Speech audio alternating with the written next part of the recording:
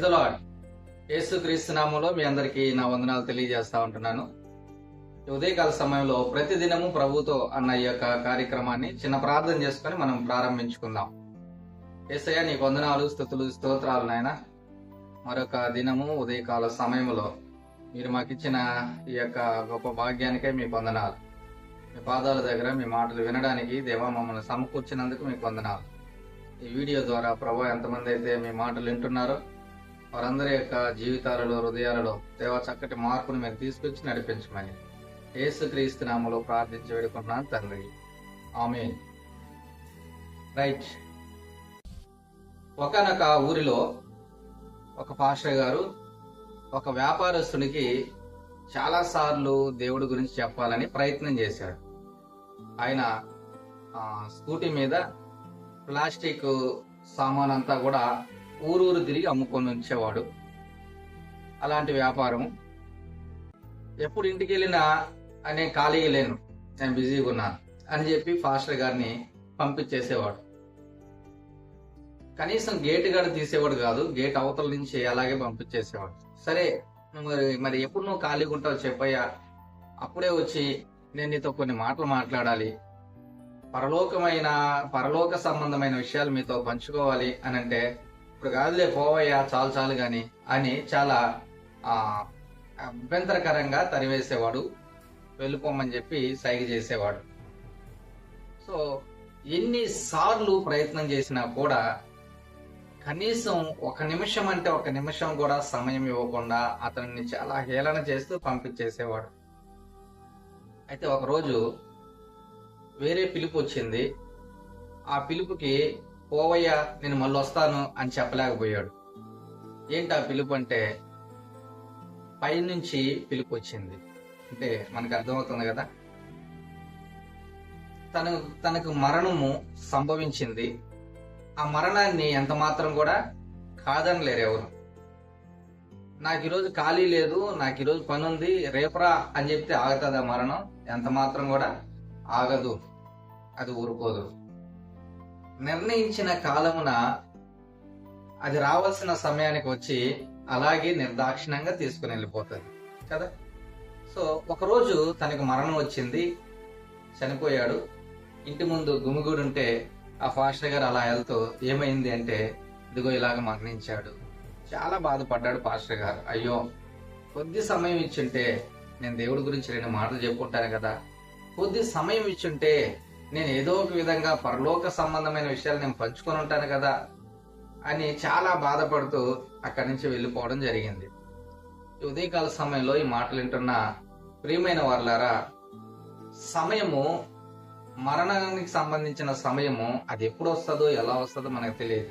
కాబట్టి సమయం ఉన్నప్పుడే యేసుక్రీస్తు ప్రభు గురించి లేదా పరలోకము గురించి ఏవైనా మాటలు మన దగ్గరకు వస్తా ఉంటే జాగ్రత్తగా వినడానికి మరి ఇష్టం చూపించేవారిగా ఉండాలి.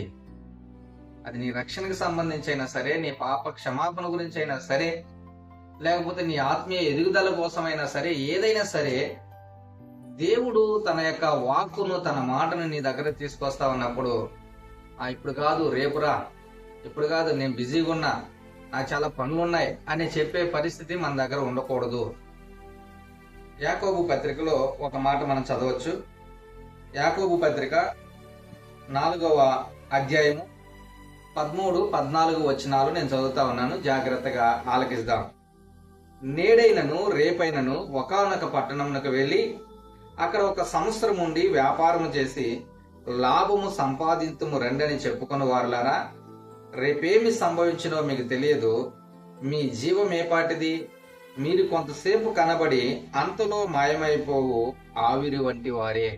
విన్నారు కదా, నాకు సమయం లేదు, సంపాదన మీద పడతా ఉన్నాను, సంపాదించుకోవడం కోసం పరుగులు తీస్తా ఉన్నాం కదా. చాలా మంది ఇలాగే అనుకుంటా ఉన్నారు.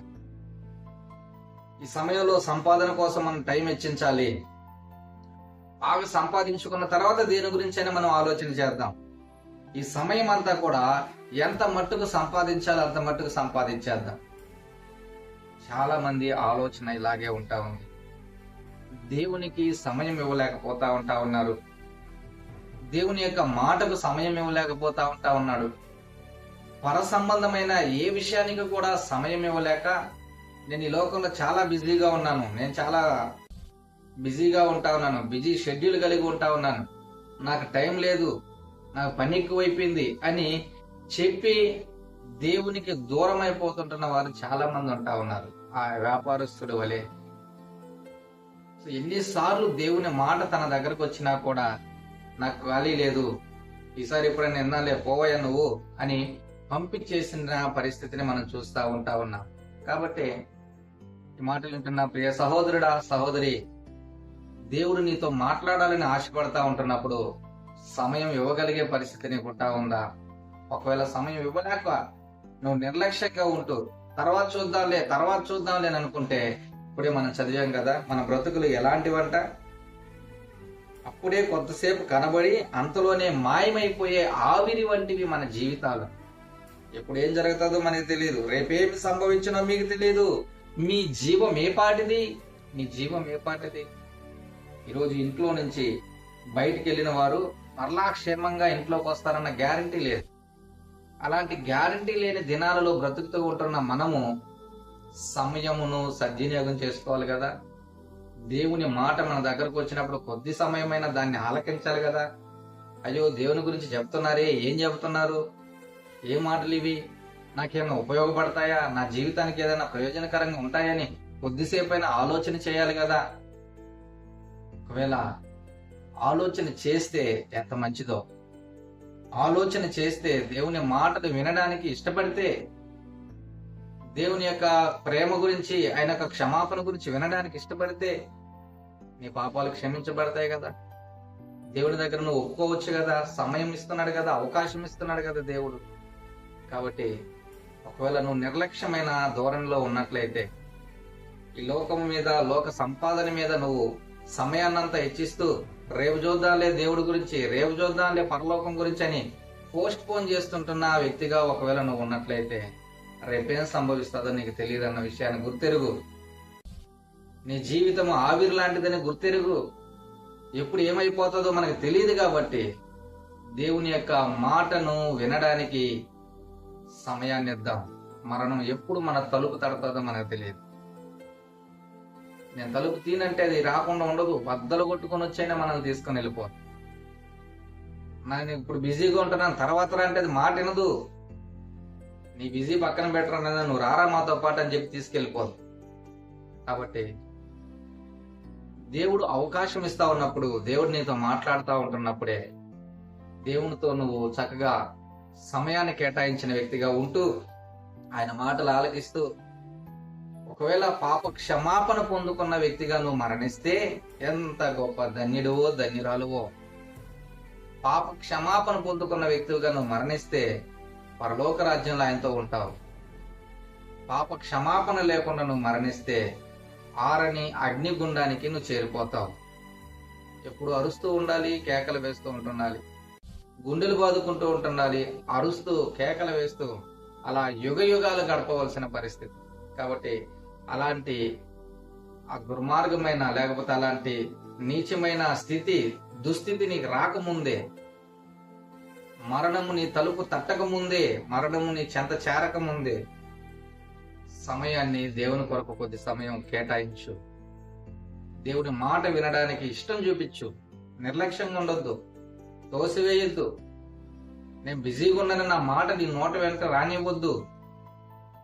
దేవుని మాట వినడానికి, ఆయనకి నీ హృదయం ఇవ్వడానికి, ఆయన చెంత నువ్వు చేరుకోవడానికి నువ్వు ఇష్టపడినట్లయితే దేవుడు నీ జీవితాన్ని అద్భుతంగా మార్చడానికి ఇష్టపడతా ఉంటా ఉన్నాడు. కాబట్టి ఉదయకాల సమయంలో చిన్న ప్రార్థన చేసుకో. ప్రభువా, ఈ లోకం మీద ఆశ కలిగి నీకు ఏమాత్రం సమయం ఇవ్వకుండా నేను బ్రతుకుతా ఉంటా ఉన్నానయ్యా.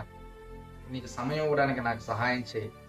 మరణము నాకు సంభవించక ముందే నేను నీతో నడవడానికి నన్ను సిద్ధపరచు ప్రభు అని దేవుని దగ్గర వేడుకున్నా. దేవుడు సహాయం చేస్తాడు. ప్రార్థన చేసుకున్నాం. పరిశుద్ధుడా, మీకు వందనాలు నాయన. ఈ ఉదయకాల సమయంలో మీరు మాట్లాడిన మాటలకై మీకు వందనాలు నాయన. ఎవరైతే ప్రార్థన చేస్తున్నారో నాతో కలిసి వారందరి యొక్క జీవితాలను మీరు మార్చండి. వారితో మీరు ఉండండి.